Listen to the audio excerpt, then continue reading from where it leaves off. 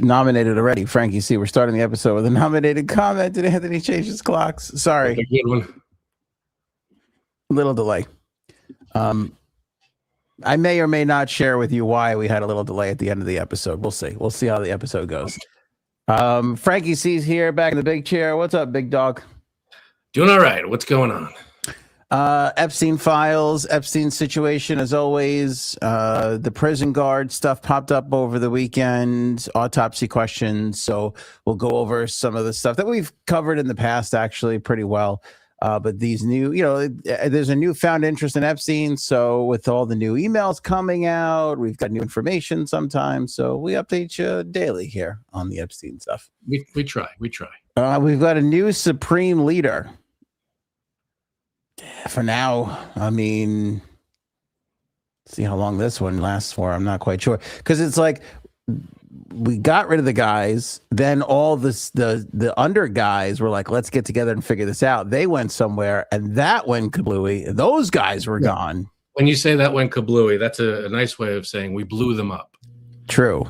We had people in mind. Well, Trump had people in mind to take over, and he blew them up.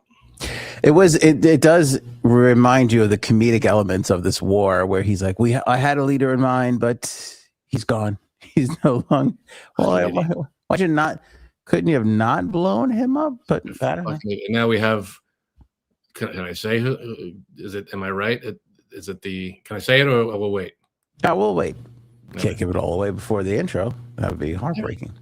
Meghan Markle reaction to her getting dumped by Netflix. I mean, because you can't pass up a story that good. I thought we talked about that. We did, but now we're talking about the reaction to it. See, we're just see. Extending it a little bit. Lots of Oscar talk. I want to discuss the tribute to the great Rob Reiner. We want to talk about, we lost a big actor, huge actor. Share who that is. Not a lot of people are talking about this, but we'll be talking about it. So we got to get into that, and we've got a lot of other stories. This Long Island home for sale, the cleanest cruise line out there. Frank and I had dinner over the weekend. Perhaps we'll discuss that as well. So we got some other sort of topics and such, and it's a podcast when you put it all together.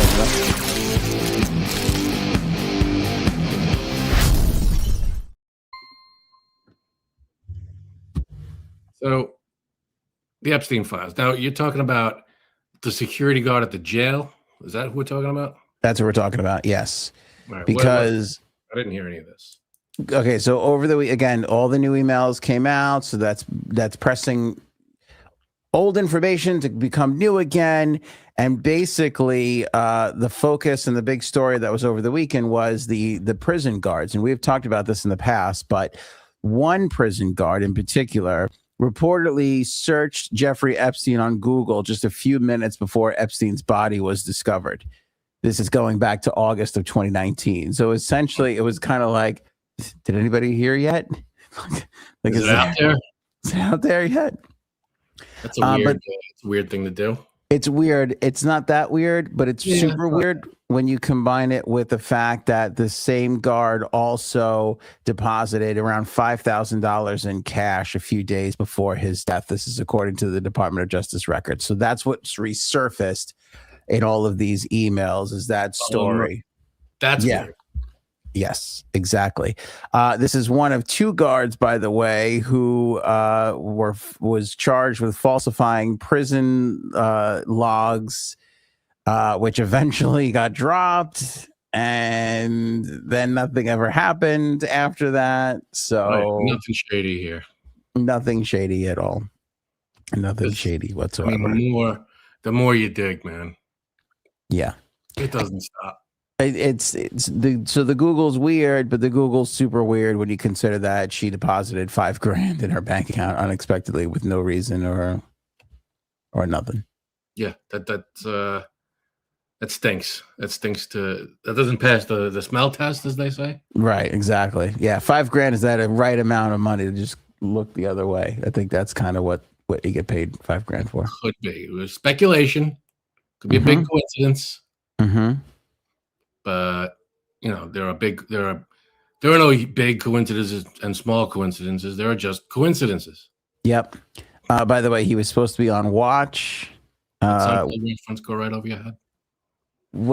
Damn it. No. What did you say? The coincidences. I don't remember the coincidence. It's a big coincidence. There are no big coincidences and small coincidences. There are just coincidences. All right. I got it now. Now I'm with you. Very good. I was going through all the coincidences in my head. He was supposed to be on watch and wasn't. The 2 guards that were assigned to monitor him fell asleep. They falsified the prison logs. Yep. No, that's it. And of course, we all know famously now the malfunctioning cameras and what they saw. Yeah, nothing was right. Guards were asleep, malfunctioning cameras, and one of the guards happened to deposit $5,000 in their bank. Yes. Also over the weekend, new discussion around autopsy reports continued after forensic experts revisited Jeffrey Epstein's findings. The autopsy was conducted by the chief medical examiner in New York City, Barbara Sampson. Her office, I should say. The official cause of death was suicide by hanging. However, Epstein's private pathologist, Dr. Michael Baden, previously stated that the neck fractures were more consistent with homicidal strangulation than suicide. Baden cited 3 fractures in Epstein's neck bones, including the hyoid bone, Hyoid. I don't know. The medical examiner maintained that the injuries can occur in suicidal hangings, especially in older individuals. So I guess that relates to that's why the medical examiner didn't rule it a suicide initially because of those things, but also if you're older and you hang yourself, you could have those neck fractures. However, Epstein's private pathologist said that it's more consistent with strangulation than taking your own life. So that's another thing that continues to just be like, I don't know. We'll never know. I don't think we'll ever gonna know. It sounds like there are, if something shady went down, it sounds like there are at least a few people that are implicated in this thing. Mm-hmm. Some people that might have some more information. That's all I'm saying. They might want to talk to again. If that's the case. This could all be moot. This could all be nothing. This could all be a,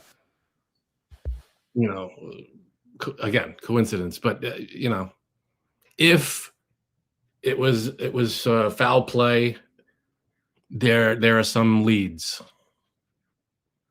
Right. Some down here.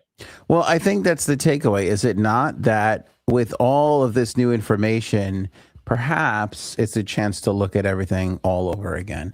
And perhaps it's a chance to start asking questions, and asking around about what people really saw and didn't see. Like things change, time, Yeah, but if you're counting on this Justice Department to open up any investigations, good luck. Why would they? For justice. I'd rather right.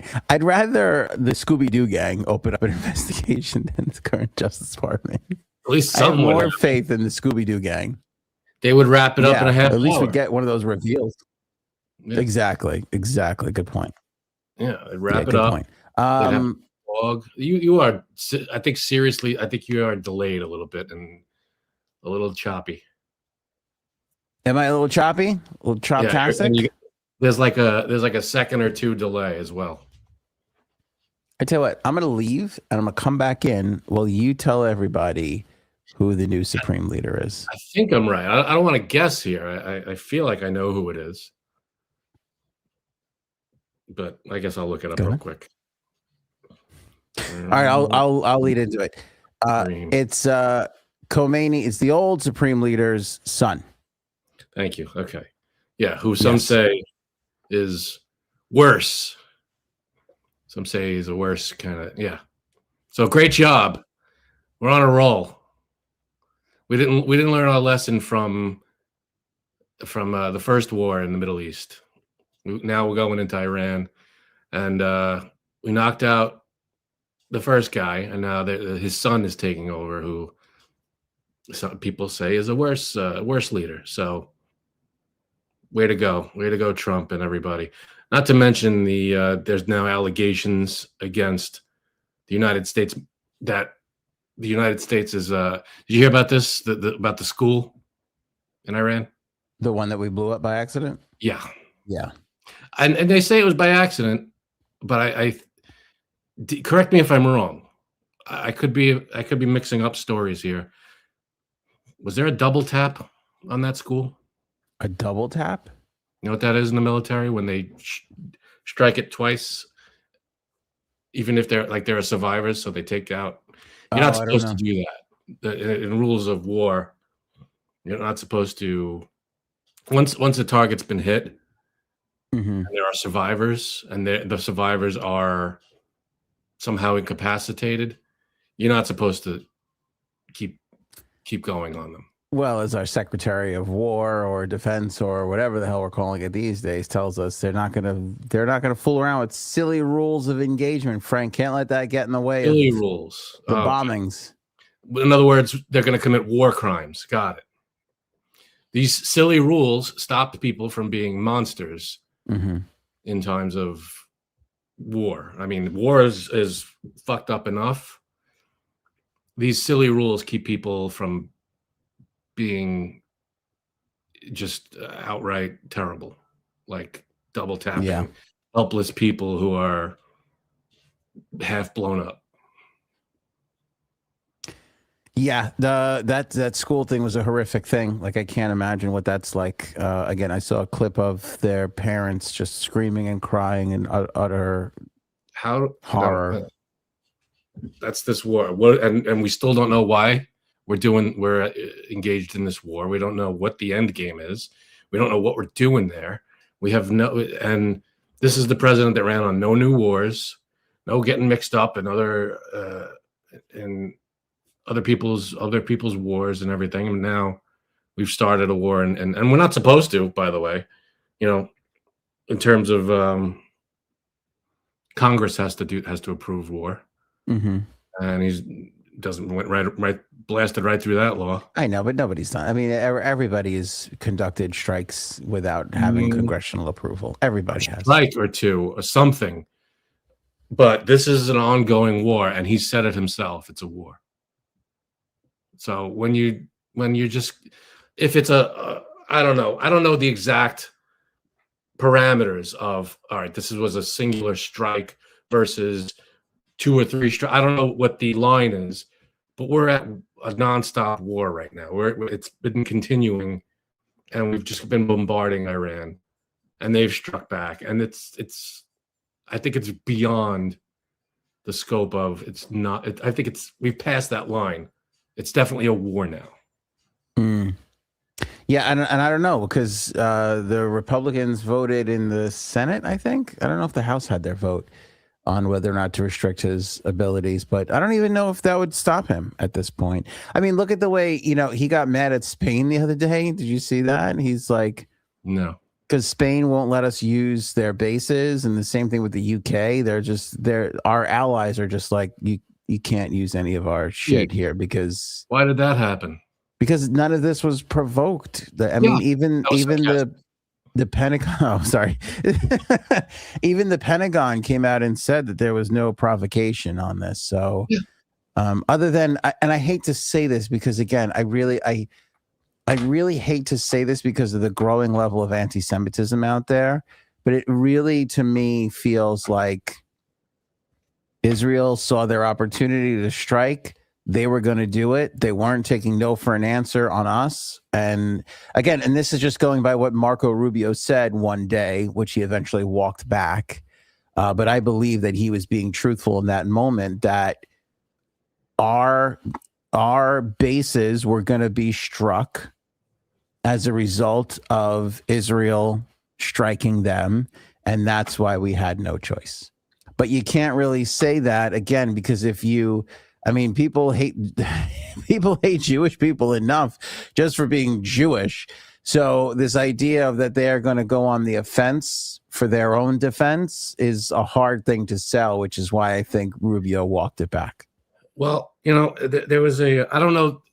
Robin brought up another thing that we've done that is just horrific. I don't know if you follow, there's a woman called, her online YouTube handle is Politics Girl. She's on the news a lot, and she's got a huge following. And you know what I like about her, Frank? She covers politics as a female. You don't often get that perspective. Very good. Yeah. Thanks. That's true.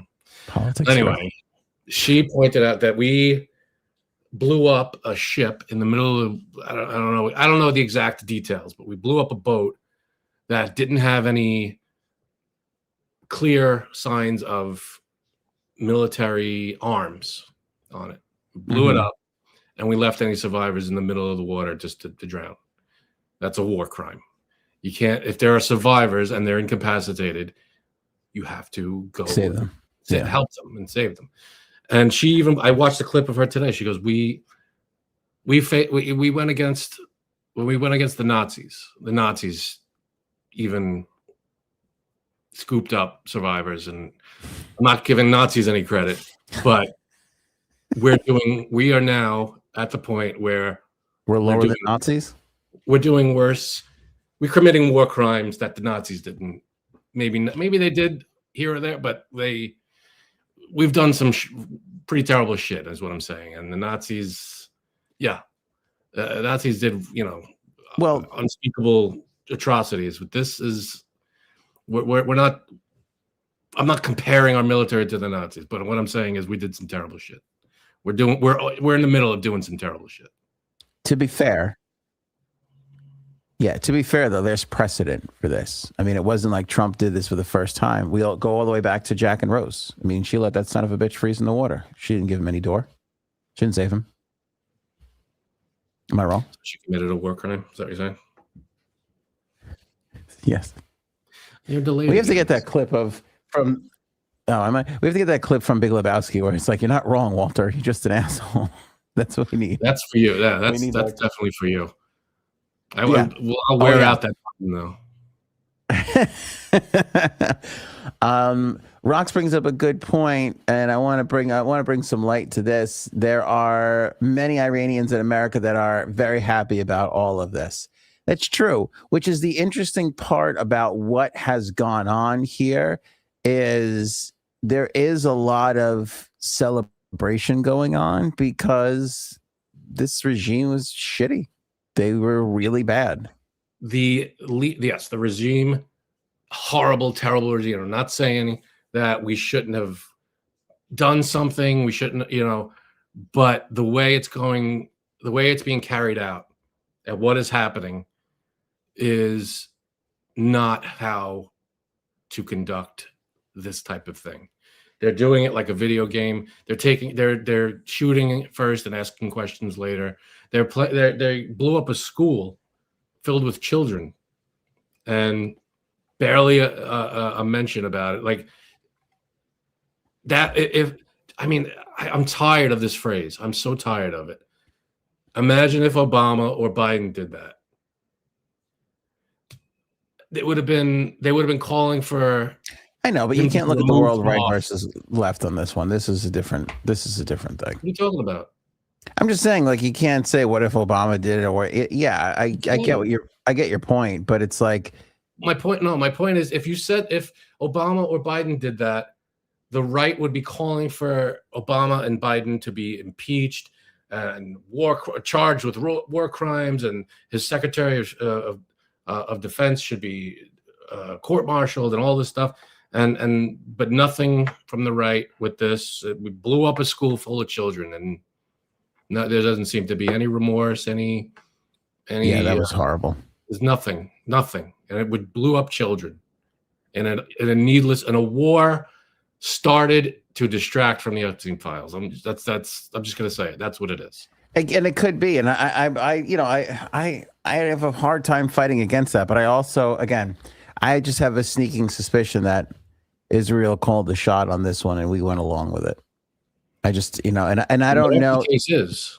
But I feel like usually, but I do feel like, I feel like you can take take umbrage with the president over that, because usually we have Israel, I don't want to say under control, but I don't think we would have let Israel do that. I don't know if previous administrations would have allowed Israel to do it. Then again, I don't know if we could have really stopped Israel. I don't. Maybe they said, yeah. Maybe they just said, listen, we're not going along with you on this one. We're doing it, and that's the end of it. But I remember Trump saying, Obama or Biden or Harris, they're going to start a war with Iran because they can't negotiate. They have no negotiating skills. And yes, blah, blah, blah. So here we are, a little over a year into his second term. We're at war with Iran for no good reason. I mean, I get, a terrible regime was in charge, and something being done should have been talked about and discussed and brought up to Congress. But he's just playing it. But he has no plan. He went into this thing with no plan, no way to get out of it, no clear goals. We'll just get we have a list of people that are going to be in charge next. Oh, where's that list? Oh, no, we blew them up. Oh, good. Okay. Sounds good. Sounds like you're right on top of everything. Yeah, I don't think that they really have a plan. I mean, I think they have 4 weeks worth of sites they want to bomb. I think that's as far. I don't know if you want to. I wouldn't qualify that as a plan per se. I mean, it's a schedule of tasks, I guess, but I don't think that that's a plan. And then what? And then what happened? They're not learning their lessons from when we went to war in the Middle East the last time. We did that. We left a big mess. Frank, how about ever? ISIS sprung up? How about ever? I mean, any war that we've ever gotten involved with where we've done regime change, it has come back to bite us in the ass every single time. Exactly. Every time. So this is no different. I'm sorry, but can I even say that includes Iran too?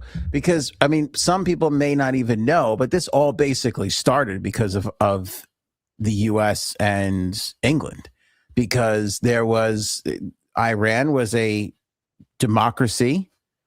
The leadership there wasn't too keen on allowing foreign countries to come in and develop the oil. Mm-hmm. And we got together with the UK and was like, why don't we put the Shah in? Because he'll give us a deal. And the Shah of Iran was corrupt and not great, friendly to the US and the UK, but not certainly the most genuine, leadership. And then eventually that country rose up and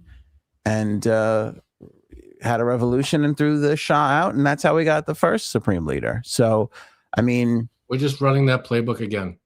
All over again. No, we really don't learn. And he undeniable. You can't not refute your previous statement just now. The president should have to eat crow, because he criticized everybody for doing exactly what he is doing right now. Do that. He'll say, "Oh, that's the problem." He'll dance around it. He'll say, "No, I know exactly what we're doing. We have a big plan. I'm not going to tell you what it is. That would be stupid. I'm not going to tell you what our plan is. That's war, blah blah blah. But we have a big plan. Don't worry about it. Just like we had healthcare plans. Remember that healthcare plan I've been teasing for the last 10 years. I have a healthcare plan. Don't worry. I'm going to roll it out in 2 weeks. 2 weeks. Healthcare plan in 2 weeks. This is just another. I'm doing this because I can. Yeah. And there's no justification for it on our end, and there was no legal. It's, some would say, an illegal war. I mean, there's no declaration of war. Congress has to approve war, and we didn't do that, and we're committing war crimes left and right.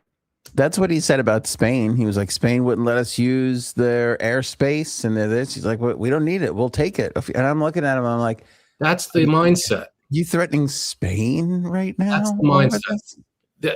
He's got this. He and his cabinet and his people are. Trump and his cabinet and his people are acting like, because we are the most powerful country on the planet, we can do whatever we want, and whatever he wants is just stepping over everybody and taking whatever he wants. That's his game plan in terms of how he's going to run the country. It's just, I could do it, so I'm going to do it. I was going to say, as far as a plan goes, and maybe this isn't even a plan, maybe this is concepts of a plan. It is just brutal strength and don't apologize and keep moving forward. I think that's as far as they've gotten, because they're literally at the point where they're threatening the UK and Spain over using, their bases and airspace and stuff like that. Like, we don't have to ask for permission. It's like, yeah, but we always did. Though it's kind of common courtesy amongst allies to kind of put that stuff out there. That's the point. We have allies for a reason. We are part of a group of countries that take care of each other. Yeah. Now, Frankie, Sandra says the missile that hit the school was from an Iranian missile that malfunctioned, that it was not one of ours. Does anybody have confirmation on that? I'm looking it up, but... Because that could be proven to be true. I mean, who really knows? I mean, again, I don't know if it was ours, if it was Israel's, if it was Iran's. I don't know if they've made that determination just yet. According to the Associated Press, as of 2 hours ago, new footage raises likelihood the U.S. struck. This is the headline. New footage raises likelihood the U.S. struck an Iranian school where a blast killed at least 165. Yeah. Okay. And even if that is the case, I don't think the school was the target. Am I wrong about that? I don't think that. Well, then we're either cruel or incompetent. No, incompetent is. I'm pretty sure this is incompetence. I don't think we're cruel. So what the fuck are we even doing then? Come on, I don't think we're that cruel that we need to take out a school. That's not cruel enough to leave people dying in the middle of the ocean. It's different than shooting a missile at a school. As bad as that is too, it's still bad. Yeah, it's not the same. Well, before when I was talking about I said I probably misspoke when I said about the Nazi thing. Politics Girl is online. She said it way better. The point was that we are becoming the bad guys now. We're doing all the wrong things, and it's becoming very obvious that it's just we're stepping on our allies. We don't give a shit what they're saying, and we're acting like we're the big shot, and we're trying to just do what we just want something, so we go and take it. And that's not how you run the world. That's not how the world needs to operate. We're becoming the bad guys. That's the way she was putting it, and she said it much better than I could say it. Politics Girl is her name. She's on a lot. She's just brought on to a lot of news organizations as a commentator. You'll know her probably when you see her. Well, with a name like Politics Girl, I mean, that's really good. Probably remember there's the clip a couple weeks ago where the guy was on the news saying, "Oh, let's not get our knickers in a twist," and she said, "Oh, why would we get our knickers in a twist about child R?" Remember? Yeah. That clip. That's her. That's her. She's good. Yeah, that's Politics Girl, and she has way better command of language than I have. I wish she was co-hosting right now. Me too. You know what else? I hear her coat rack has an S on it. I'm just saying. I don't want to make you feel bad, but that's what I've heard about Politics Girl. She's got a full coat rack, complete with an S. Don't you put down my coat rack. My coat rack has served this show for years. You know what? You're right. That was out of line on my part. I apologize. I shouldn't have gone. I shouldn't have brought coat racks into this. You leave my coat rack out of leave my coat rack out of your fucking mouth. Is Politics Girl on Twitter? Let's take a look at it. Probably. She's on YouTube. I follow her on YouTube. Oh, on YouTube? Okay. Hold on. I got YouTube. Hold on. Wait a second. Put the link up there. Thank you, Miss Justice. Politics Girl on YouTube. And Robin brought up the point that there was a double tap on the school that killed people trying to rescue the kids. Oh, Jesus, really? That's I'm reading that from the chat. I can't confirm or deny that. I don't know if that actually happened. If anybody has sources on that, that would be good. Please share that with us. But if that's true, that's absolutely terrible. It's terribly the first one strike, but to go back and do it a second time is unforgivable. That's her. She's kind of hot. Is she hot? She's no blazer, so I don't know if that's going to help you. But I'm going to take points off for that. I like a blazer. Very well spoken. she knows what she's talking about. She frames everything perfectly, way better than you or I could. So I give her all the credit. She knows what she's talking about. Why are you taking me down a notch here? What did I do to you? You suck. So I don't care for her thumbnails. I'm going to be honest with you. I think we've got nicer thumbnails than she has. Mm-hmm. No, but her short videos, they're like a minute and a half. The ones up top, those are where you get like the tidbits and everything. Those are gems. We are the bad guys now. That's it. So it is appearing more and more like America is the bad guy in this war. And as an American, I have to tell you, I have no interest in being the bad guy. The country I'm proud of, it wouldn't bomb elementary schools. They can't hear it. Hundreds of little girls. The country I moved to followed the rules of international law in war. The country I know wouldn't torpedo a defenseless ship in international water carrying no ammunition and then just leave the survivors to drown. I like her. You know what I like about her? She's got the little apron on. She's in front of the fridge. She's like, I'm average. I'm Joe America here. I'm just a little. She's an American that is she's not behind a desk. She's not, she's talking to you as a fellow human being, just getting it all out there. And she does have weird stuff in the background like you do. She's got bananas. We should get you some bananas, Frank. I think that would make a difference. I'll use some bananas. That's good. Yeah, politics girl. I like it. I don't want to tell you how to do your business, but I mean, just let me say this. I think a blazer could do wonders for you. I'm just going to put that out there. You're a moron. He does an amazing job. Why can't one broadcaster present another broadcaster with a fun little idea? Because your fun little idea is ridiculous. How'd you wind up on the top there? What happened? There we go. Okay. That seems right to me. Should we switch it? Should you be permanently on top? Here's the story.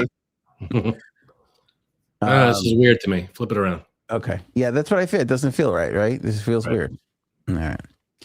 Speaking of, I have to bring this up really quickly. This is a minor story, but the president of Ohio State, did you hear about this guy? I passed on this story.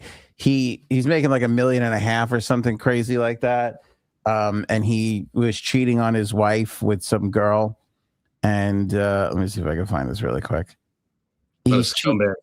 Yeah. So they give him the boot, they kick him out and everything. And now they're like going through like what? Okay, here we go.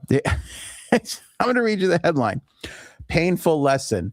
Ohio State Prez put his $1.5 million job and 45-year marriage on the line over inappropriate relationship with podcaster.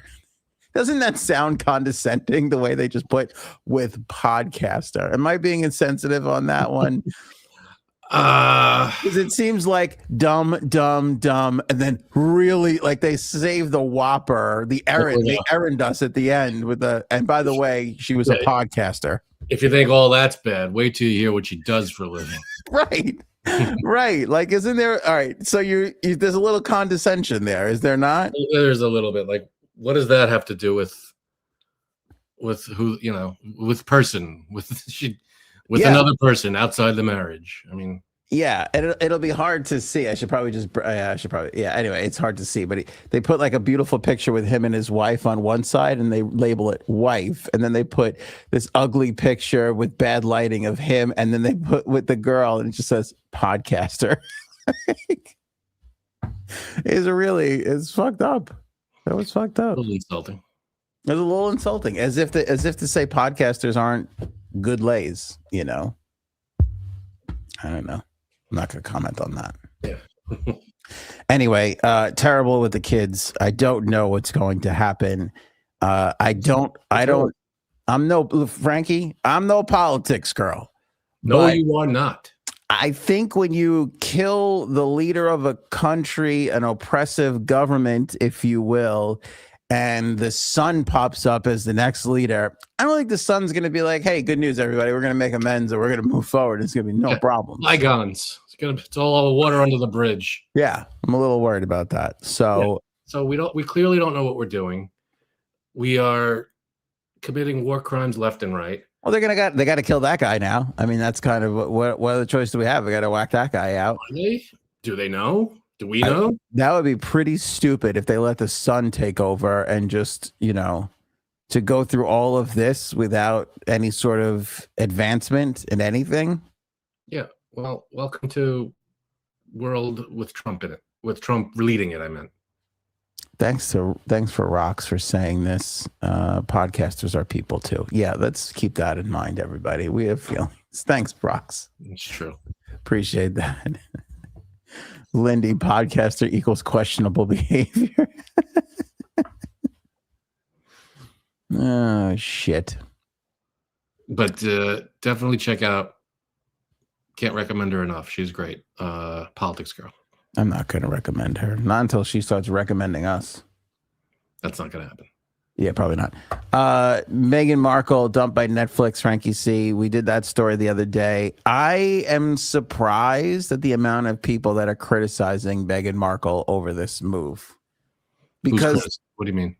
Because I mean, there's enough. I feel like there's some other people like us who shit on Meghan Markle where she deserves it. But in this particular story, like the mass public seems to be coming into our view of Meghan Markle, which is a little surprising.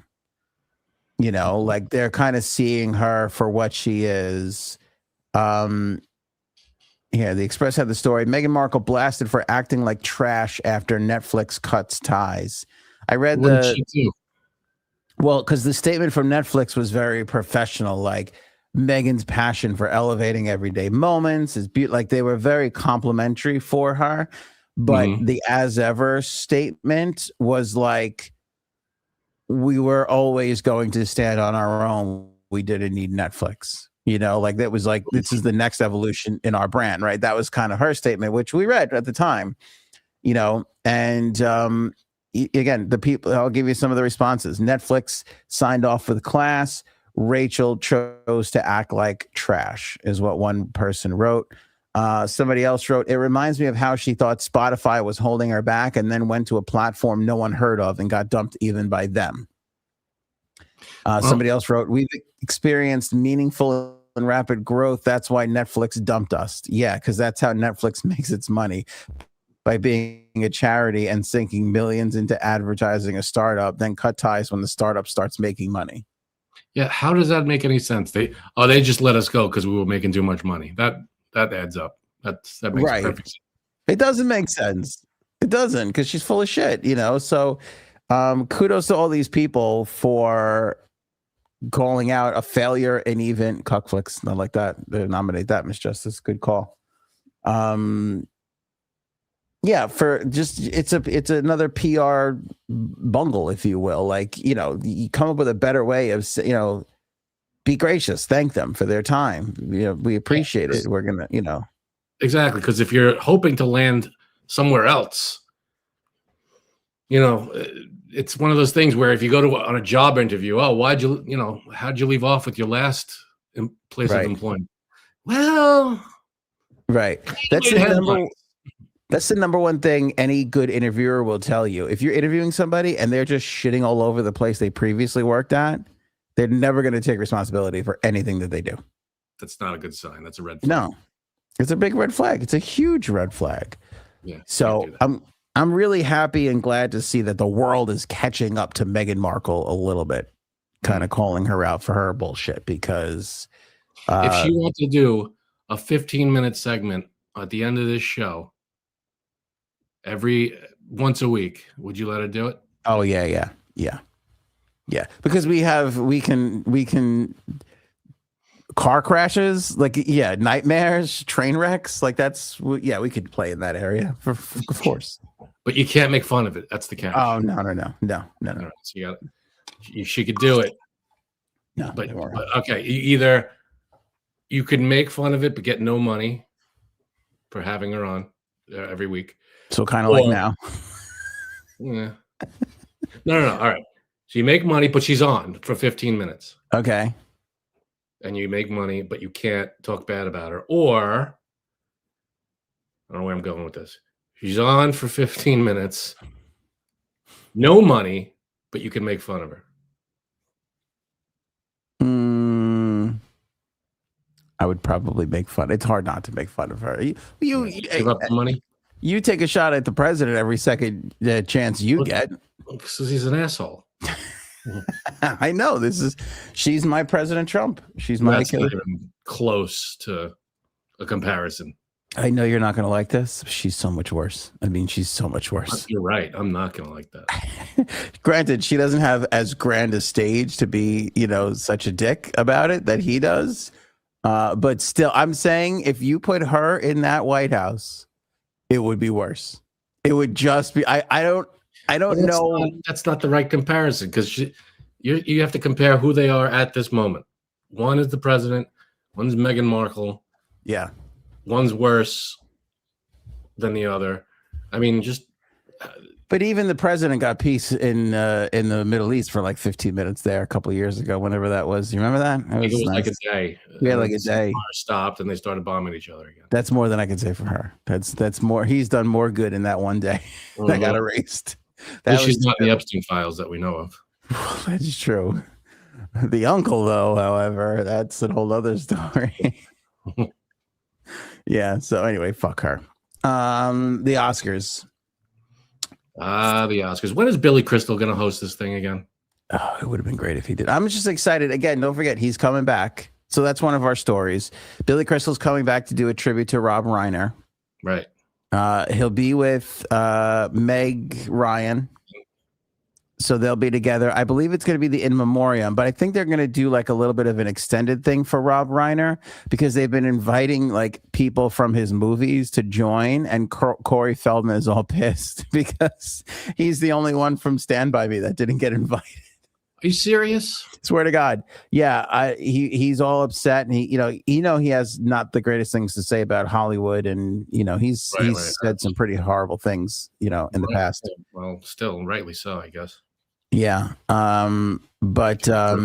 Yeah, he's I don't know who from Stand By Me is still alive. I feel like a bunch of people have died. Well, River Phoenix died a long time ago. Right. What's his name? Will Wheaton is the main kid. Okay. And you got, what's his name, married to Rebecca Romaine. I was going to say Jerry O'Connell. Jerry O'Connell.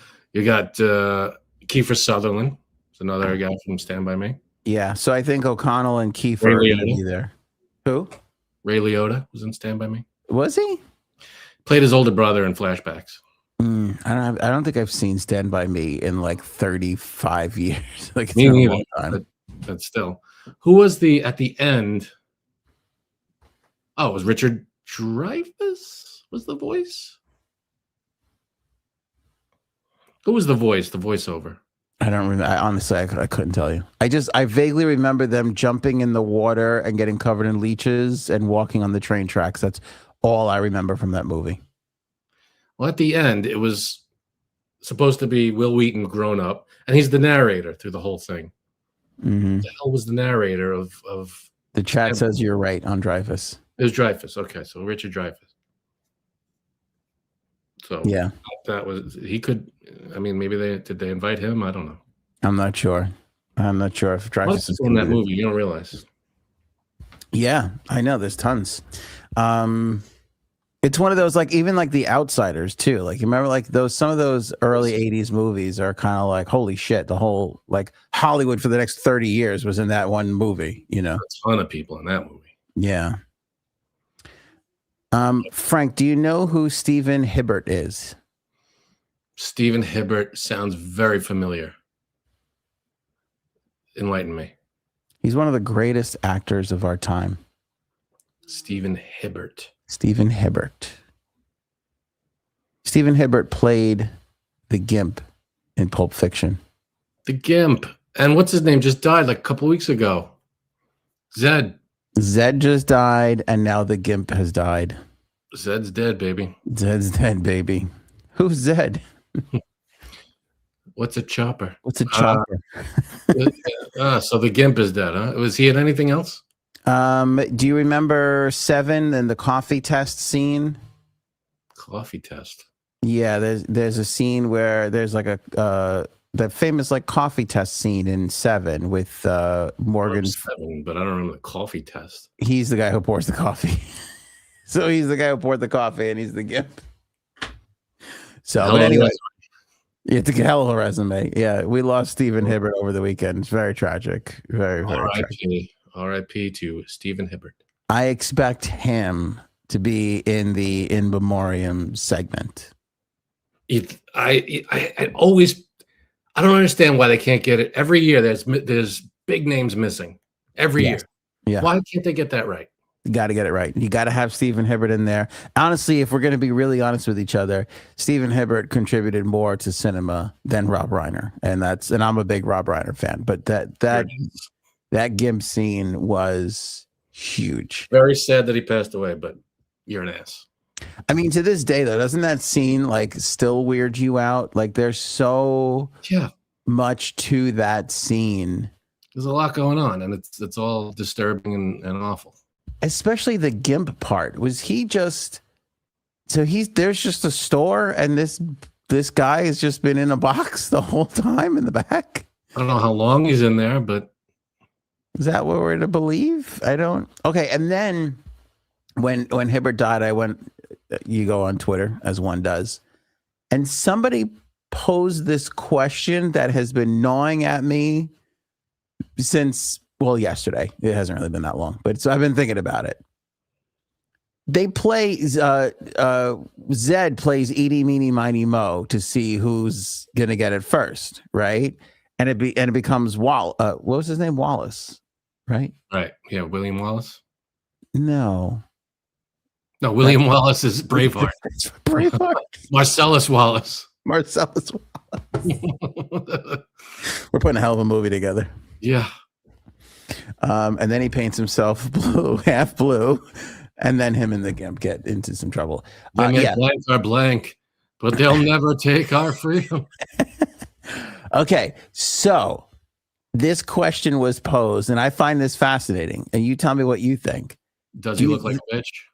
No. Oh, different question. Okay, sorry. Do you think Marcellus Wallace gets picked first because he's a little bit of a bigger dude, a little more cushion for the pushing?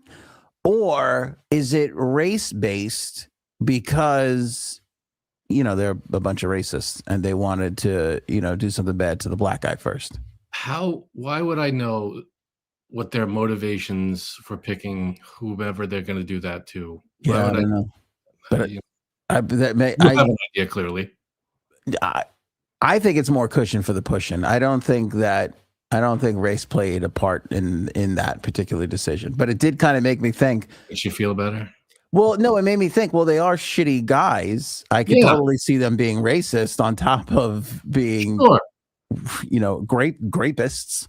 Yeah, I don't think we're dealing with the creme de la creme of humanity in there. So I don't. Yeah, I just found that fascinating because it never dawned on me. I just assumed they picked him because cushion for the pushing. I just figured he's a bigger guy. That's maybe what they were turned on by.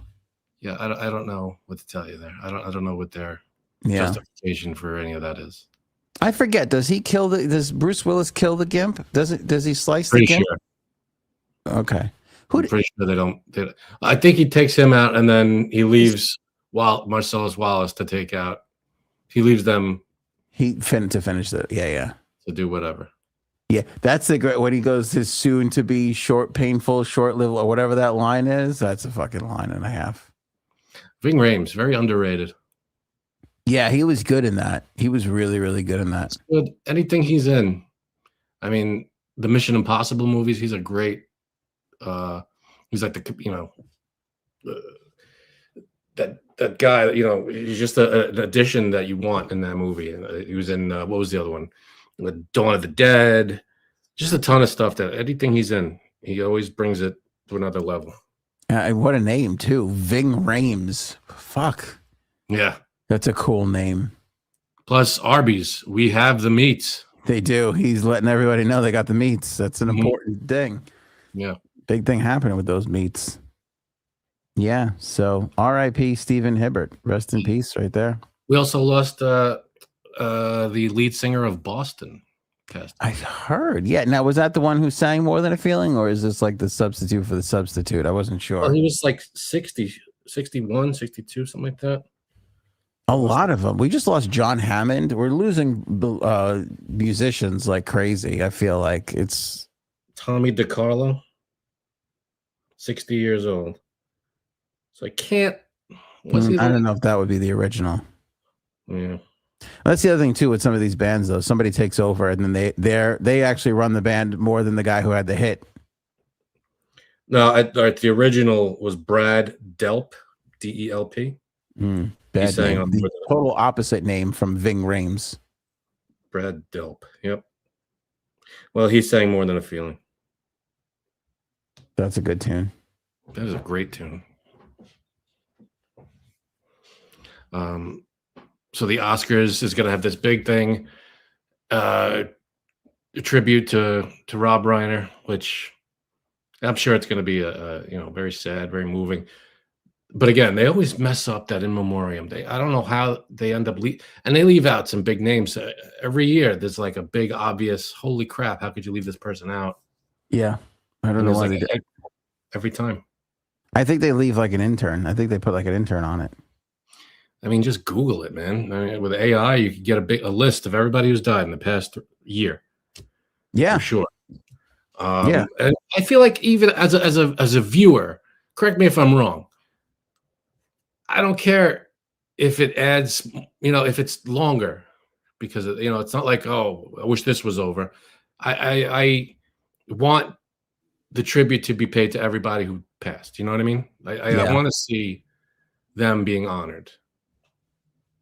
Yeah, I do. I like that. And I think, I think for somebody like Rob Reiner, who's had so many amazing films, you do something a little extra for them. Like you have Billy Crystal and Meg Ryan come out and do a scene. Yeah, you got to do something for it. You got to do something big. There's some big names that passed this in the last year, man. We got some of Aaron's input on the Oscars. Do you want to hear Richard Roper's picks? I would if I knew who that was. Richard Roper, the movie critic, he took over for Siskel and Ebert.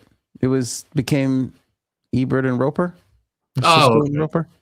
Yeah, remember? Okay. All right. Yeah, but I didn't know he was still doing his thing. Yeah, he still does his thing. All right, I'll go through it quickly. You want me to go through quickly? Go for it.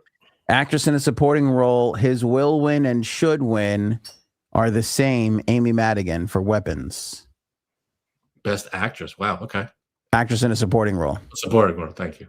Actor in a supporting role will win. Sean Penn should win, according to Richard Roper. Delroy Lindo. Okay, that I could see that. I could see that being the case. I'd like to get Delroy an Oscar, but I feel like Sean Penn that's a tough. Everybody loves Sean Penn. That's so hard. That's a hard one to beat. It was a hell of a role. I mean, it's tough because they were both great. That's a neck and neck race, man. That's a tough one. Yeah. Actress in a leading role. I believe this was Erin's pick. Hopefully she can correct if I was mistaken. Will win, should win lineup here. Jessie Buckley for Hamnet. Other contenders, he puts none.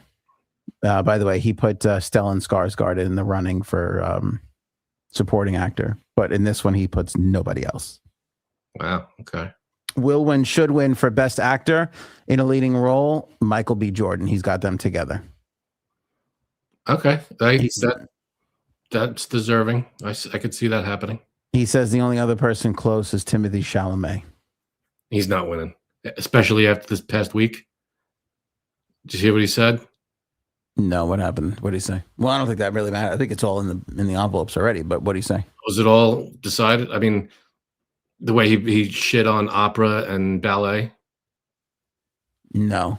He was doing some interview and they asked him, I don't even remember what the question was, but he went on some little tear about like, oh, I want to do something, because nobody gives a crap about ballet and opera anymore, and I want to do something that means something. He basically shit on the whole art of ballet and opera, and everybody's pissed. Everybody's pissed over that? Oh yeah. It was funny. They even made fun of it on Saturday Night Live. They did like a weekend update thing. Colin Jost goes, he goes, he said that nobody pays attention to opera and ballet anymore. And he said this on a tour promoting his movie about ping pong. Oh, I did see that joke. So it's like, you know, he's such a smug, you know, just he thinks he's the best thing going, you know. Chalamet, yeah, it's the Kardashian thing. He was, I think, a bit more humble before that. Yeah, I'll tell you what. When I saw the preview from Marty Supreme, and it was Chalamet, and then they're like from the Uncut Gems guy, I'm like, oh my god, this is going to be good. And then, like 30 seconds into the trailer, when they get to it's about ping pong, I was like, oh.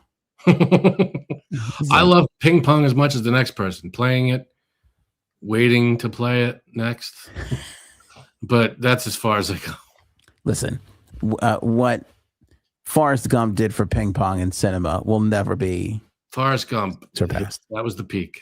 That's it. That's all you need to know about ping pong. We don't need to make another ping pong movie, you know. I mean, when I heard Chalamet, I'm like, I can't watch this. You don't like Chalamet? I'm not a Chalamet fan. I like him. I tell you what, he crushed it in Willy Wonka. I didn't think anybody could touch that role, and he did really good. I hate to say it because I was ready to shit all over him and protect my man, the original OG. But no, was good. I've only seen him in a couple of things, and he just not overacts, but he like mugs. You know, he's very like, oh, look at who I am. You know, kind of. I can't stand that smug behavior, and his attitude. I should win the Oscar. You know, he has that. I'm the best actor in the world kind of attitude. You know, does he? Seems to me. Okay. The last clip I saw of him was he was ignoring the Kardashian girl at the tennis. It's an old clip from the summer. Like she was trying to get him to look at her, and he was just wouldn't look at her. And I was just like, this guy. And that's one of the billionaire Kardashians. He was just like, you're right. He does have an attitude because it was like he didn't give. But I was watching it going, I almost woke up my son, and I was just like, this is how you have to treat women. It doesn't even matter how great the woman is, how much money they have. Act like you don't give a shit. That's how you're going to keep them. You're going to keep them on the line. Wait, I just agreed with you without even hearing you. I know. Sorry. It was so refreshing. What did you just say? You really do that more often. I shouldn't do that. I was looking at the I was making a great point. You're like, whatever, idiot. Just finish whatever you're saying. But no, what? Wait, whoa. Treat women what? What did you say? I still don't know what you said. No, he was just ignoring her. Like she was just trying to get a kiss out of him, and he was just looking everywhere else. He just didn't want to have anything to do with her. That's not how you treat women. Stop. You got to ignore him a little bit, though. That's not that works. That works when you're young. No games.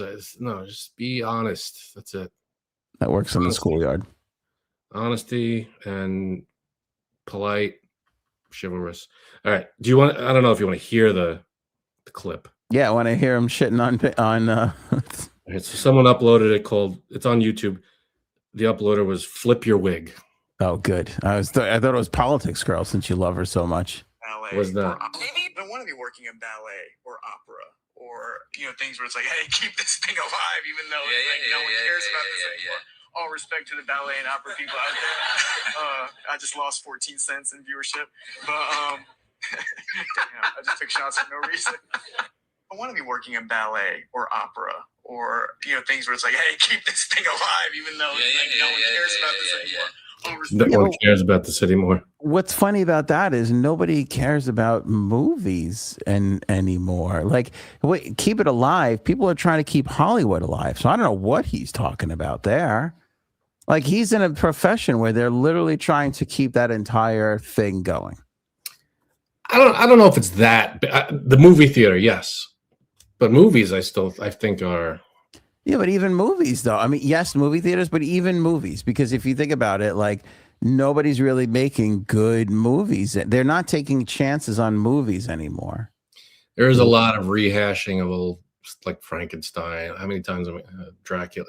Yeah. I want a good original movie. Like there are a few, they come out every, but I feel like it's always been like that. Holly, when you get a year full of movies, 75% of them have been done to death, and you get a good 25% that'll be like, oh, this is different, might not be great. Out of those 25%, 20% is going to be bad, and 10% will be good. I feel like that's every year. I just feel like this year we got, what did they nominate, 5 or 8 Best Picture? And like, it was only that. No, I thought it was a full 10, maybe. It's like, but that was it. Like, there was no big. There's no honorable mentions. No, not this year. Not this year. And granted, the ones that are up top are great movies, but were there any that were like snubs? I don't know if there are any snubs this year. Not for Best Picture. I think the one with Cynthia Erivo, Wicked. I think Wicked was, people considered Wicked a snub, especially what's her name.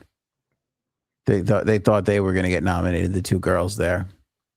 Oh, Ariana Grande. Yeah, I think Ariana Grande cost it. I think if they would have cast anybody but her, they would have had some Oscars this year. Yeah, I just think she's so off-put. She's the Timothée Chalamet of actresses. If we're gonna be truthful, I can't stand her. I just don't think she's that. I think she's talented. I just think there's an arrogance to her that's very off-putting to people. Ever since she licked that donut in the donut shop, I've never forgiven her. I don't know why. Why? That's a very weird thing to do. It's an odd thing to do. It's an odd thing to do. Did she buy that donut? No, she didn't. She sucks. It makes you think, who got that donut? Somebody got that donut with just awful grande saliva on it. Anyway, Best Picture, Roper thinks it'll go to One Battle After Another. Should win, he picks Sinners. And even he puts nobody else in contention. Like, those are the two movies, and that's really it. Yeah, I could see that. What's it called? Maybe I'm mixing up my years. The one that Bob Dylan, was that this year? No, that was last year. That was Chalamet too, wasn't it? That was Chalamet. Right. Yeah. That wasn't a snub or anything. Was that last year? I don't remember. They got recognized. I don't know if it won, but he was good in that too. He was really good in that as Bob Dylan, Chalamet. Well, my point is, good or not, don't be a jackass. I don't think it would cost him the Oscar though if he shit on opera. Well, my point is, be nice. Don't be a. Nobody likes a jerk. You want to like movies. You want to like actors, and you want to root for them, and you want to see them in movies. You don't want to look at this guy and go, I don't want to watch this guy. Mm-hmm. Why would you be a jerk? Dylan Pipick was like, thank you, Uncle B, last year. Okay. Yeah, Dylan Pipick. Yeah, did it win anything? I don't know if it won anything though. But maybe I'm thinking, was the Bruce Springsteen one? Yeah, that one was this year. I didn't see that. Was it okay? Was it good? No, that didn't get nominated for anything, did it? I don't think so. There were like 40-something movies nominated for stuff. I'll give you. I think I said this too, but I'll give everybody my quick recap of it. My honest opinion. I liked it.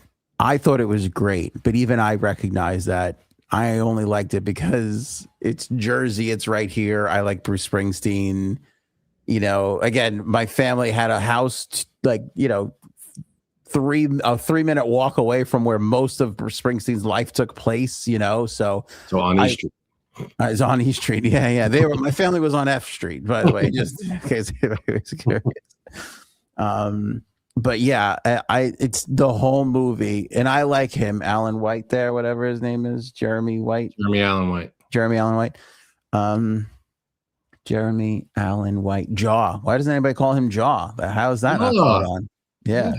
Well, he's going to be playing, Jabba the Hutt, right? Yeah. He's playing his son in the Mandalorian movie coming out this year. Pizza the Hutt? Basically. Is that right? That's what he's doing? He's voicing Jabba the Hutt's son. Is Jabba the Hutt little? Like Jabba the Hutt's son little? Or is Jabba the Hutt's son? No, he's a big, like, fucking warrior looking guy. That's cool. I love him too. I love, but honestly, the whole movie, Frank, he's got his hands in his jacket, in his black leather jacket, and he's just like, basically he's just an impression of the cover of his albums. Exactly. He's just mopey Bruce Springsteen. It was about Bruce Springsteen's most mopiest, depressed time, and he's just mopey, just everywhere. And everybody's like, be happy, Bruce. And he's like, no, I am mopey. That's the whole movie. I got to get my music out there. Okay. Yeah. Good for you. Yeah. And like, I think every Bruce fan watched that and went, I can't wait until they make the movie where Bruce gets happy. You know what I mean? Like, and literally during Nebraska, like he records, if for people who don't know, the movie's about just the Nebraska time when he records in Nebraska. So he records Nebraska in a hotel room by himself with an engineer. And then they spend the rest of the time trying to change it. And he just mopes his way through it. And it sounds like the worst part to highlight. And they're like, and then he writes Born in the USA amidst all of this. And the record label's like, oh my God, Born in the USA, like you did it. Like this, the greatest, American, like, and he's just like, no, we're going to put out Nebraska. So all the happy Bruce is like just on the shelf, just sitting there waiting, you know? I don't want to play Born in the USA. I want to play Nebraska. I'm telling you. And the guy who's the kid who was in Succession? He's in with Jeremy Allen White in a bunch of movies. He's another brilliant guy, whatever his name is. The kid from Succession. Everybody knows what I'm talking about. Every time he shows up, he's only in the movie like 3 or 4 times, like maybe a grand total of like 12 minutes. And every time he's like, come on, Bruce, don't you want to give the people what they want? He's just like, no. And then he leaves and he mopes around for another 5 minutes. It's amazing. I'm walking on the street, I gotta be moping. Yeah. Yeah. It's so, and like the movie ends and you're like, what got him out of it? Does anybody like, that would have been nice to be like, oh, and then, and little Stephen came by and they went for burgers and then suddenly he was happy again. Like that's how that movie should have ended. Who played little Stephen? Was he in it? Barely, like just the whole other band, and it starts on such a high too because it starts with like a live performance and the whole band is there and you're like, oh, this is fucking great. And then even like throughout the recording of the album, and there's a book that the movie's based off of that's really, really good. Like the whole time they're trying to like put the band on it, and like the band sounds great. They sound fucking great, and he's just like, no. It's not what I had, because like what eventually became Nebraska was literally the demos, and I guess nobody ever really put out the demos before. Like I guess this was like the first time in music history that they were like, "Fuck it, just put out the demo." Was the label like, it's never gonna work, Bruce? You can't go. It's this new thing. Nobody's gonna go for it. And he's smoking a cigarette, and it's not gonna work. You're stupid. Yes. And the guy from Succession's like, they're right, Bruce. You got to listen to him. And he's just like, no. That's it. I'm no better because I'm Bruce Springsteen. And then Succession guy goes back to the label and is like, this is what Bruce wants. Like, and the label's like, it's not going to work, kid. You're not going to make it in this town. Yeah. Only in this movie, they're like, they were literally like, I don't think this is an exact quote, but it's implied, where they're like, hey, if you want to get Born in the USA one day, you're going to put out this dog shit, okay? You're going to put this out first and make him happy, and then you'll get Born in the USA and the rest of that other stuff. And that's exactly what happens. I love Bruce Springsteen, but that sounds like every biopic. Yeah. And again, don't get me wrong. Like, again, if you're a fan of Bruce Springsteen, you're going to love it. If you grew up in the Northeast and you ever spent more than 3 minutes by the remotely near the Jersey Shore, you're going to be like, oh, cool. Like this, it's nice to live in that time period for a little while. But if you don't have those two connections, you are not going to give a flying fuck about this movie whatsoever. It's just mopey guy the whole entire time. And he's shitty. And Bruce admits it too. He, because he talks about it now. He admits like how shitty he was to everybody. But he was depressed. He was, he was in a depression. What was his opinion of the movie? He loved it. He loved it. And again, a lot of people gave it some good reviews, but I swear it's like the E Street Band and that sound, and then it's like mope. Let's not do the mope thing. No, mope. It's just moping through the rest of the whole movie. I think it was like an hour and 15 into it, and I'm like, Jeremy Allen White has not done anything but mope the whole time. with his hands in his little leather jacket pocket, you know, and when you got all the great lines from the trailer. Yeah. Like he goes to buy a car and the car salesman's like, I know who you are. And Jeremy Allen White looks up and he's like, at least that makes one of us, you know, because he doesn't know who he is, man. Yeah, I'm telling you, that's what the whole thing is, lathered in that depressive mopiness, the whole movie. That's so cheesy. The whole movie. But I would, if it came on, I would probably just sit there and watch it, because who doesn't want to be in the Jersey Shore in the early 80s and the Stone Pony and that whole feeling? And, you know, I'm sure the story is fine, but that makes one of us. Yeah. I'm telling you, if the writer was like, oh, this is gold. They're gonna eat this up. Yeah.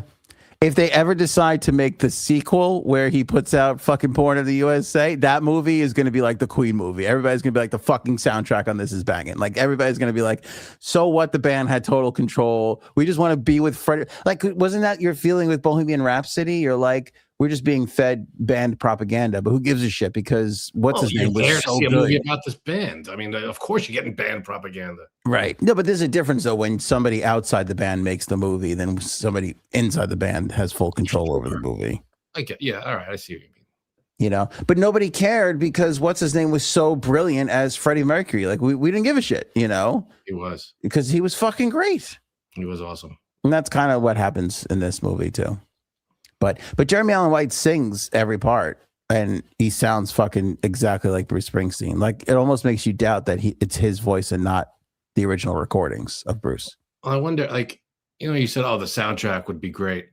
Just buy Springsteen's albums. I mean, that's the soundtrack. Yeah, I mean, basically, yeah. But it's fun that you get to see the story. I guess it's mildly interesting that, again, they put out the demos like that. I guess that never was done before. But like, if you're talking about like the Queen movie, Bohemian Rhapsody, it's like, oh, the soundtrack's great. Well, yeah, it's all Queen music. Queen, right.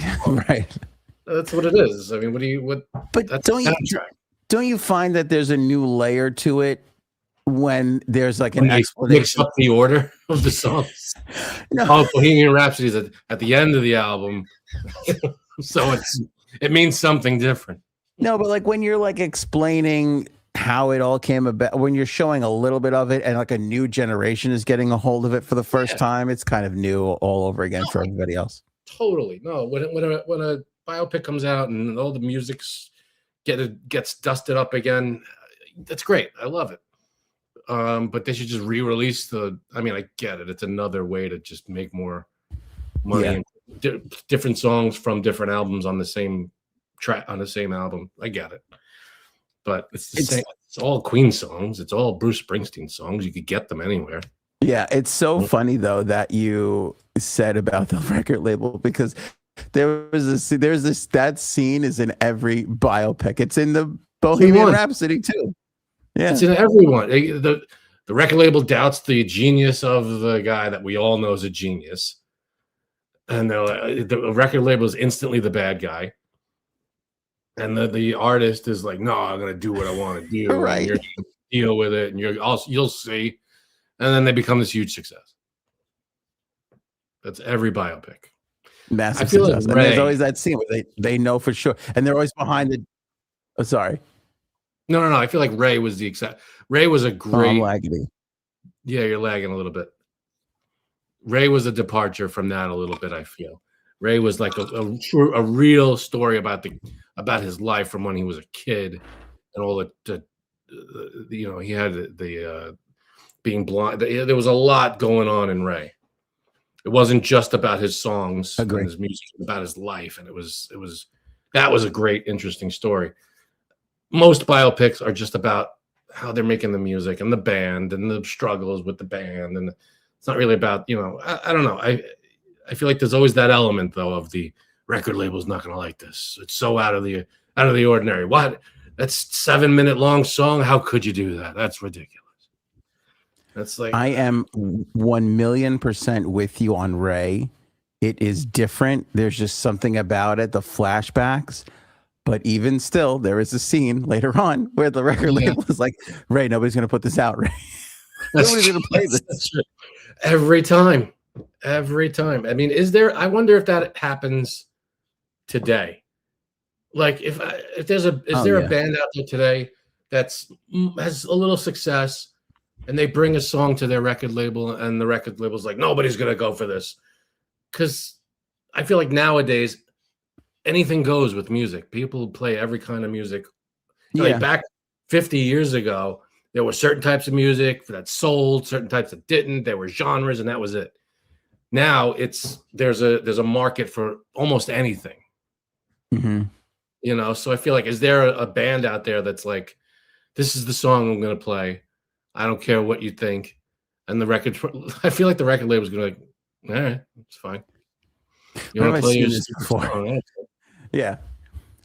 Yeah, I think there definitely is. And you're right. It's definitely a little, but you know what? It's more the wild, wild west for music, but also like there are times where the label is right.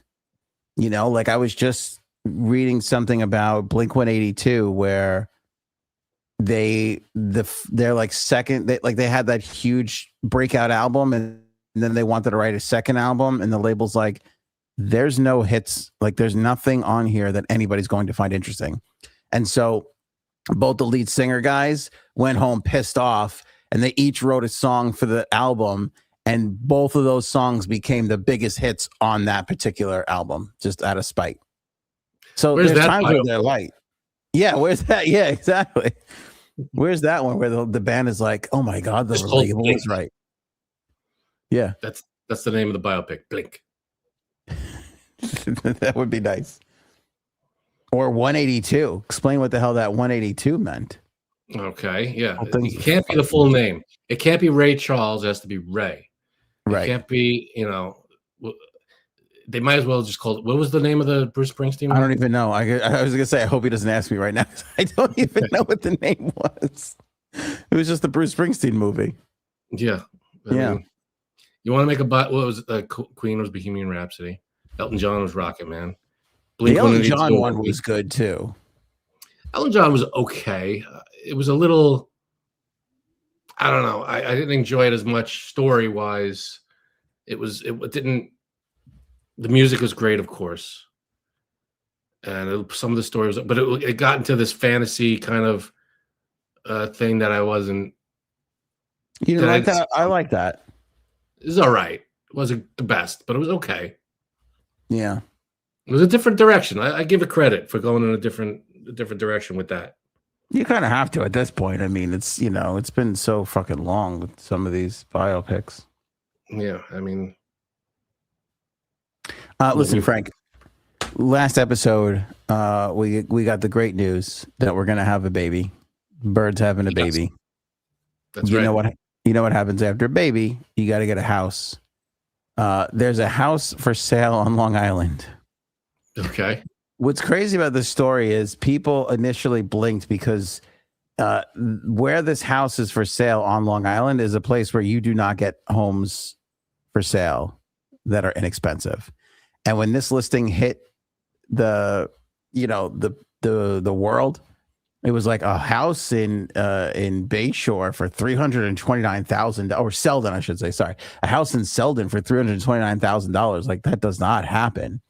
And it turns out this is a 0-bedroom, 1-bathroom, 446 square foot cottage. 446 square foot. So it's like it's basically a studio house. It's a closet. It's a closet house. Yeah. Instead of a studio apartment, you got a studio house. Essentially, yeah. We'll pop this up on the screen for everybody. But from Greater Long Island, they have the story. They do a good job with things. Hey, look at that. That's cute. Isn't it adorable? That looks like the tool shed of the house behind it. Yeah, essentially. But that thing, 446 square feet with a bathroom in it, that's $329,000. So the story goes from how could it be a $329,000 house to that's $329,000? That's insane. That's crazy. Pictures? Are there more pictures like inside and stuff? I want to see what they think. I don't think there so. A basement that's even smaller? Is there a basement? Oh yeah, there is. A lot of pictures for a tiny ass house. No, that's a scam. That was an ad. Oh, I almost clicked on it. I know. See, there it is again. Yeah, you're doing it again. There's there might be a basement. Look at that. Hey, you see, there's a whole back that we missed. It goes deep. Look at how spacious that is. Yeah, it goes deep. Oh, there you go. Yeah, there you go. Okay. No bedroom. Ironically, that kitchen's bigger than my kitchen. I know it exists, but I never heard the term "no bedroom." Is zero bedroom. They have to say zero bedroom because you know what constitutes a bedroom? Room for a bed? Typically. But a closet. There's no closet. Oh, what do you do then? If you have a room without a closet, it's technically an office or something like that. It's actually a nice basement. It's not a bad basement. I've seen worse basements. That is that's expensive though, for 300 and whatever thousand. 320. Could you imagine? Imagine being the person buying a house. Oh, no kidding. Yeah. How many bedrooms? I don't want to talk about it. I'm gonna have everybody over in shifts. You come over, then I'll get the next group of people. You go outside of New York for the same money you can get. You ever see these houses? They're like, oh, Texas, you could get this huge house. It's got like 6 bedrooms, 4 bathrooms for the same amount of money. Yeah. Huge. In Texas, $329,000, you probably get a 5-bedroom mansion. Yeah. Right. 100%. And Christella wants to know how much land is with this. The little path you saw going up to the front door is basically it. That's it. Yeah. So no pool. If you're asking, there's no pool involved here. There is no pool. And as you've seen from the photographs, there's some work to be done on that interior as well, too. It's not exactly move-in ready.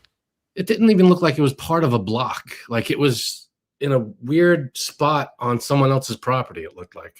Yeah. Well, that's what's kind of weird about if you're in a neighborhood that's been around for like 100, 125 years, you know, an area that was settled really early on, you get some really funky, weird layouts. Like, yeah. I don't know if you, but around by me, there are some tiny houses just like this because this was all beachfront at one point. Like, you know, they were all cottages. This was the country for people.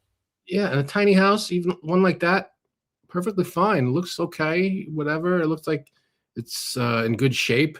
But for 300 and whatever $1,000, that's an insane price. That's ridiculous. Especially as we're in the phenomenon in the era of the tiny house. Like people go out and buy tiny houses and put it on properties. Like buying a tiny home is a thing, and like that is too tiny. Like that's even it's tiny, and it's fine as a tiny house, but it's not. I mean, how do you ask for 320 whatever 25,000? Yeah.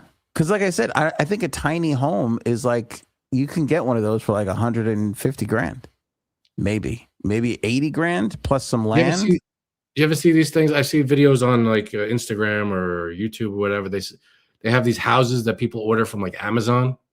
Yeah. And they get shipped and they just like unfold the walls and everything. And it's like 80 grand and it's got everything in it. And it's just ready to go. I have more faith in the build on that house than I do the house that I'm sitting in right now. I gotta be honest with you. The way this place fucking leaks. Yeah, no, that's insane. That's a crazy price. Yeah, I was gonna say I thought it was like haunted or something was the catch, but it's tiny. No, and that's the funny thing about Long Island. Even a haunted house would go for $550. Like who's living in the Amityville house right now? Is there anybody? I'm sure someone's in there. Somebody, yeah, somebody's living in there right now. Yeah. And they're literally like, good news. We knocked 10 grand off the price because there was a horrific massacre here. You're like, fuck. Like, when's the good news? Yeah, exactly. Last story of the episode, Frankie C. It's one that it's another case where I read it and I read the headline and just stopped right there. Cleanest cruise lines. Okay. Now, both you and I are going on cruises this year. Do we even want to read this? Because I feel like if ours isn't on the list, we're in trouble. We're going on the same. We're not going on the same cruise, but it's the same cruise line, right? I believe it is. Yeah. I don't know if I want you to ruin anything. Yeah, I'm thinking about that. Let's skip this one. Let's not. And who wrote this thing? I mean, is it just some guy's opinion, or is this like a national? Is this like a survey of like people who inspect cruise lines? Health inspections and sanitation scores. Damn it! That sounds official. Yeah. So it's not like Politics Girl where there's like cruise guy gives his ratings on the cleanest. Hey, Politics Girl has way more cred than you realize. Way more cred than cruise guy. I'll give her that. Yeah. Fucking cruise guy. Anyway. Yeah. So, all right, let's skip that one. We had a little dinner party here. We did. And it's funny. I guess not funny, but on Friday, we kind of said, oh, we'll do a picture or a video or something. On the way home, I went, oh, we forgot to do something for the podcast. We did nothing. I said to Aaron, oh, shit. I was not turning around now. I was a good half hour out. I was not. Well, because let's be honest. How annoying are my children? They are fucking annoying. I have no comment. No, they're My daughter is in this age where she just likes to interject herself. Like we were talking about adult topics. She's like, I know during fourth period. And she just goes off on a story. And you're just like, your daughter's hilarious. She just plows right ahead. It's hysterical, but it's funny. It's cute. It's kind of funny, but after a little while, it's like a little like, I think it's funny is that she calls everybody bro, even you and Cuddles. That was funny. All right, listen, bro. Today she's like, bro, what are you doing? I'm like, we really got to talk about this bro thing. I'm like, it's not bro. Yeah, it's like I almost like want to say to her, like, you can't call me that in front of other people. Like, I think it's hilarious, but they don't like it. I thought it was funny. No, you got they're good kids. I'm gonna need the recipe for your wife brought a dip that was to die for. I friggin' love that dip. Gonna need that recipe. I want an honest rating. I got to tell you something. I felt confident about our appetizers. Dude, you made some really good food. You guys stop it. All right, let me talk first, then you can talk. I felt confident about our appetizers. I felt good about our choice of salad as a side. I feel like we fucked up the main course. I feel like we fucked it up. No way. That chicken was great. Let me tell you, here's where I think we went wrong. Because we were talking about what we could make. And it was like we were throwing around, like maybe we'll do steak. Maybe we'll do like a shrimp pasta thing. Problem with the pasta is a lot of that has cooked onions in it. So we have to, we were trying to navigate that whole thing. I appreciate it. And then Cuddles goes, it would be great to have like a one pan solution so we could just talk and not cook. And I'm like, you're right. Because everything else that we're talking about is we got to be in the kitchen working on it. I got you. Whereas you put something, you get a little roast together or something, a one pan solution. It's in the oven, it's cooking. And that was the one fun part. Like we were just yapping the whole time. It was that was kind of nice. That was a good move. You chose, I think you chose correctly because the chicken was phenomenal. It was, I had 2 big pieces. It was really good. It was okay. It wasn't show stopping. I felt like the apps were the highlight. Apps were delicious as well. You guys nailed it. You guys knocked it out of the park. You did a great job. I think you're being polite, but I appreciate that.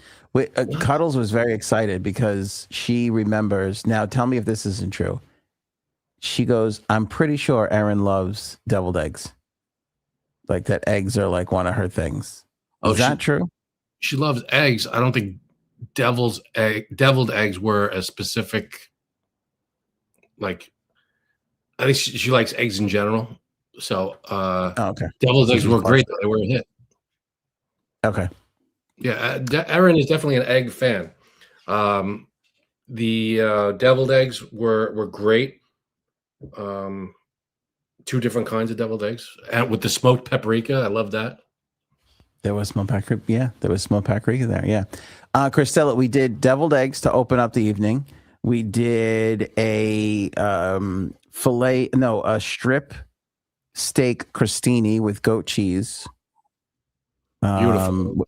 Which, yeah, I think that was pretty good. Erin made a dip. It was like a BLT dip. It was like tomato and was that nail or sour cream or both bacon and yeah, it was just delicious. She makes an amazing dip.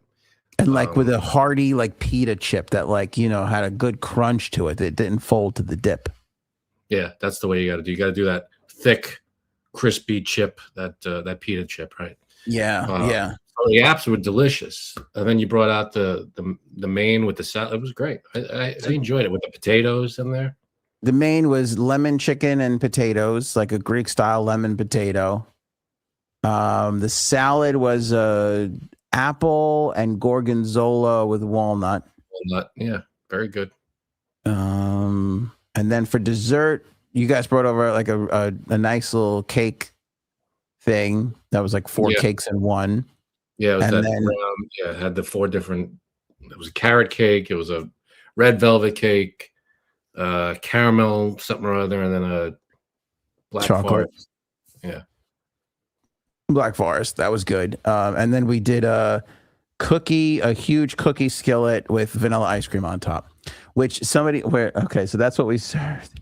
Robin writes Aunt double dip. That's like putting your whole. My daughter got caught double dipping at one point in the evening. We had to yell at her for that. Oh, you double dipped the chip. Yeah. Called her out. We had to. Yeah, had to. Oh my God. And the cocktails. We were hammered. You weren't because you had to drive.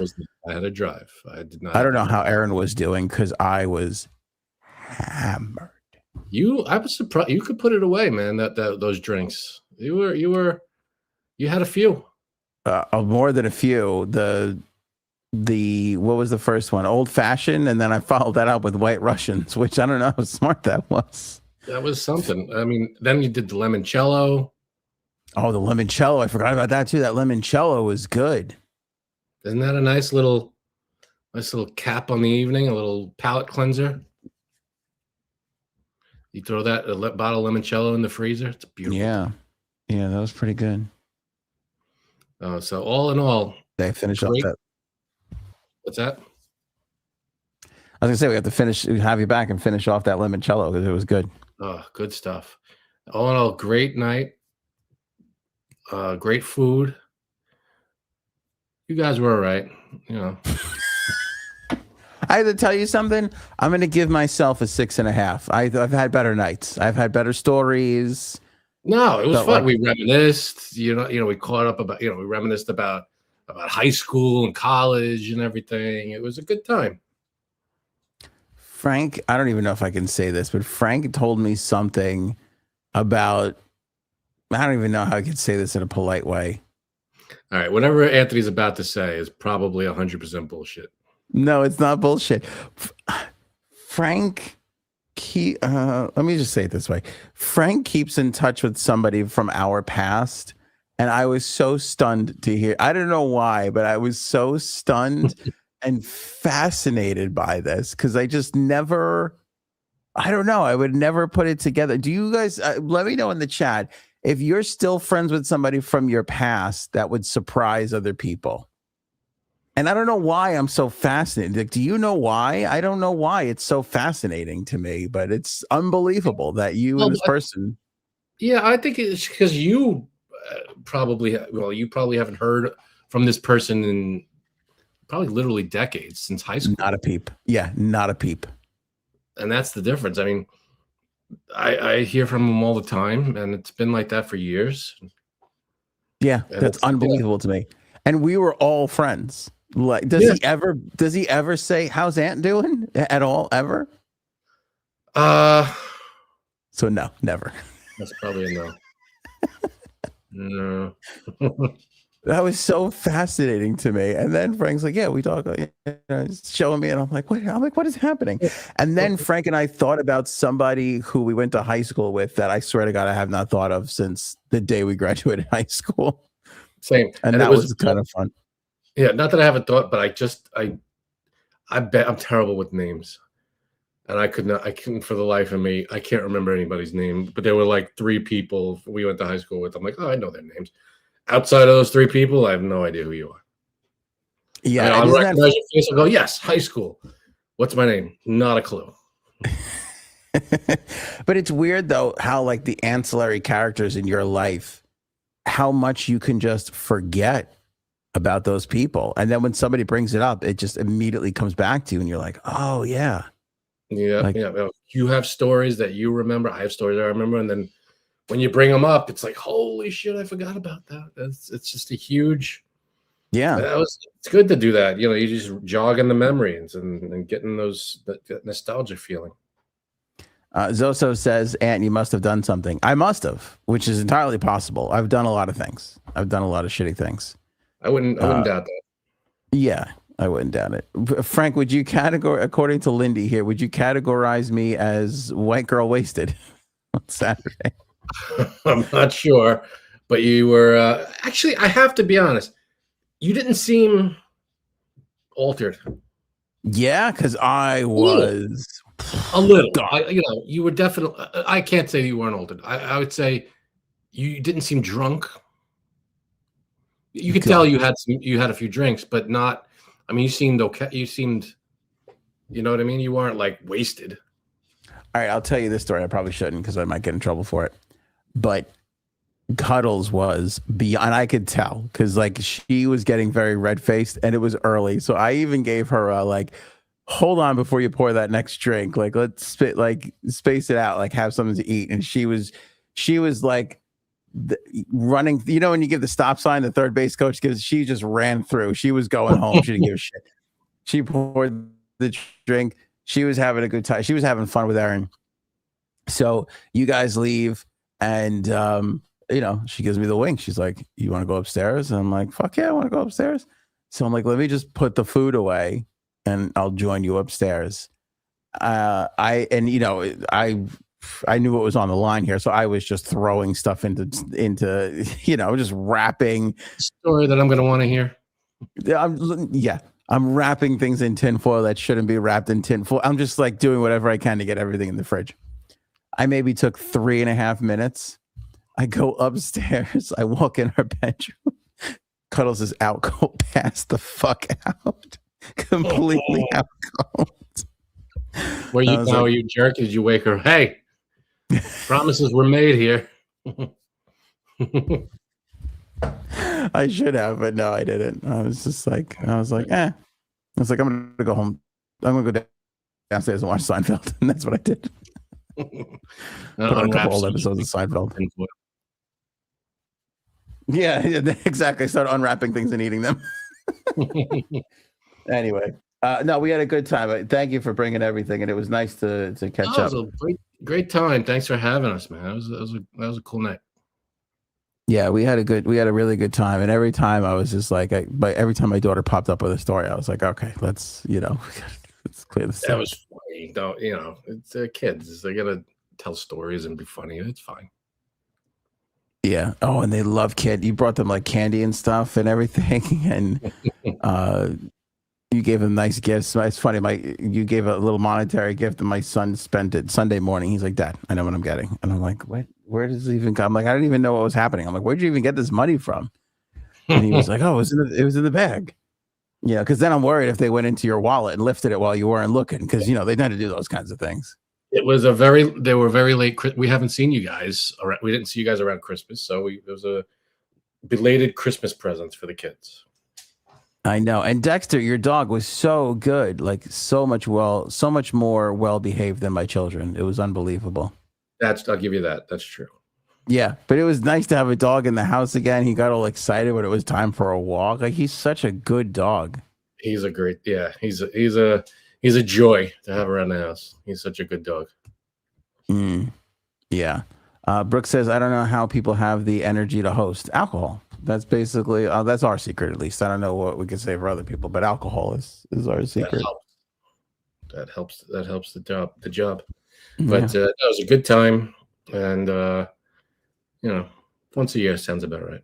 I was gonna say next year it'll be great. We'll do it again next year. It's gonna be awesome. We'll still have the limoncello in the fridge. Probably not the way we drink in this house. Forget it. But I gotta say, I just had a point that went right out of my head. Next year, no. Oh, next time we get together, we have to do a thing for the, a video, hey, a picture, something. Yes, we forgot to do that. Yeah, because it was funny because I was like, oh, we'll take pictures all night, put it in the members area, it'll be great. And then I don't know what happened, but like the whole night just like flew by. You know, like we were just talking the whole night, and yeah, I don't know. It's just the whole thing was just, yeah. That was it. We were just very, having a good time, and we didn't remember it until we got on the highway, and we was like, all right, that's it. I'm not going to go back and, hey, we got to film a thing. No. Yeah, because I was the first thing I thought of was like, oh, the apps, the dip, and the two things. I'm like, we got to get a picture of this. This is going to be great. Like, we could put the whole menu on there. And then it was all gone. It was all gone, just like that. Next time. Next time, indeed. Anything else you want to cover before we head on out? No, I'm all good on my end. That sounded like a good podcast to me. Make sure you pick up Oval. There it is, folks. Oval, written by Aaron C. It's a wonderful book. Available for you to get today. And link in the description below. It's a wonderful book written by Aaron. You can get a copy just like Anthony has right there, a physical copy, or you can download a digital copy. Link in the description below. Check it out. Check out the reviews. Check out what the story is about.